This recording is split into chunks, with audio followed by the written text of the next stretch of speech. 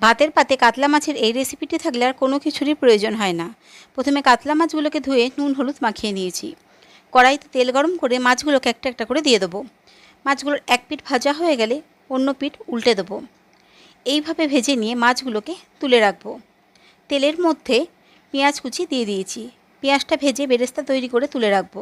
এবার তেলের মধ্যে গোটা গরম মশলা ফোড়ন দিয়ে আদা বাটা লবণ দিয়ে দিয়েছি। আদাটা ভালো করে তেলের মধ্যে নাড়াচাড়া করে নেব।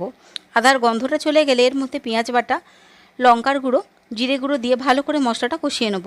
মশলা থেকে তেল ছেড়ে এলে ফেটিয়ে রাখা টক দই এর মধ্যে দিয়ে আবারও খুব ভালো করে মিশিয়ে নেব। দইয়ের বাটি ধোয়া জলটা দিয়ে দেবো। খুব ভালো করে নাড়াচাড়া করে নেব।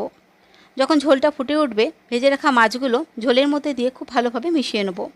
অল্প পরিমাণ চিনি, চিড়ে রাখা কাঁচা লঙ্কা, গরম মশলা বেরেস্তা ছড়িয়ে ভালো করে নাড়াচাড়া করে ফুটিয়ে নিয়ে গরম ভাতের সাথে পরিবেশন করব দই কাতলা।